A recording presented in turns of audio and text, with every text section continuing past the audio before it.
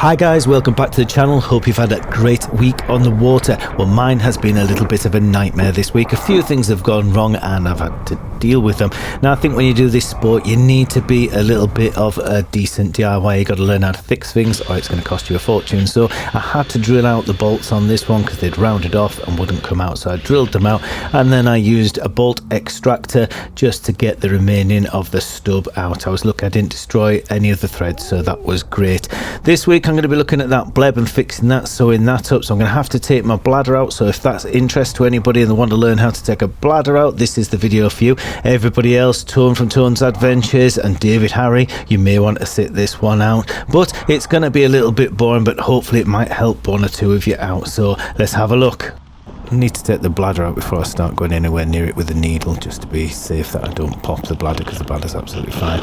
So I'm just going to take the Velcro off there and then disconnect this inflation hose here. There's a collar on it, so you pull the collar off and then you can pull the inflation hose off.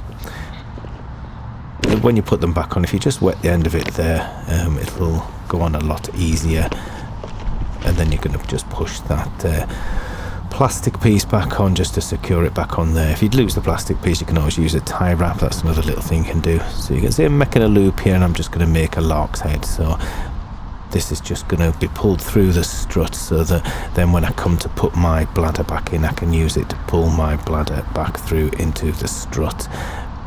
Just got to keep everything straight when you're pulling your bladder back into the strut itself. So I'm just going to hook it onto the end of here, this nipple, and I'm going to push the nipple through. It's just got a little ridge on it. You've got to be quite forceful with this and it'll just go inside the strut, and then you'll be able to pull the whole thing out from the other end there. So here we go, we'll pull this out the other end now. So there's some Velcro on it. You'll see that there's a little square which is sewn, which is one side of the Velcro, and you'll just get your fingers up there and detach that from it, and then you can just unfold it all.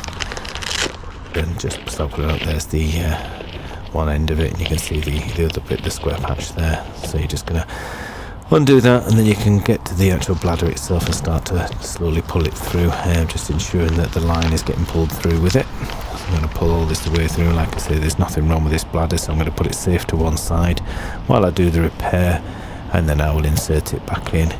And when I come to put it back in, what I generally do is I'll lay it out nice and flat and keep it as straight as I can. So on your strut there, the inflation point, the Velcro part, which would be the hose attachment inflation point, or the deflate valve, is on the right hand side. So I'm going to tuck the end of this in, and the reason that you tuck the end of this in is when you pull it back up into the actual strut, when you inflate it, it'll blow up into the top end of the strut and it'll be in the correct positioning. So just tuck that in before you pull it back through. I just do it as soon as I've taken it out so I don't forget. So I'm going to take this string off for now. I'm going to put that to one side while I do the sewing up of the wing, and then I'm going to reinstall it just as I said. It's nice if you've got somebody to help you, just making sure it's going straight into the kite. I'll reattach the lark's head to the nipple and pull it back through the wing nice and straight.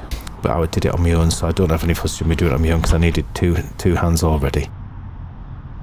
There you go, that's the stitching done. I used kite line. I just split a kite line down into some strands of Dyneema, and then I just sewed that. But put about 8 stitches in, so there was 4 missing, so I put 8 in to either side of the 4 that were missing, and that was it. So I've inserted my bladder back in, and I'm just checking up and down it. I've put a little bit of air in, but just a tiny bit, just to make sure that everything is how it should be and there's no twists in that bladder. It's very important. If you get a twist in your bladder, you'll feel it. It'll feel peculiar, and as soon as you feel that, take the bladder out and put it back in again. If you blow it up with a twist in it, the bladder will explode. So you've got to be very careful, keeping it very soft until you can feel that there's no creases or anything untoward in that bladder.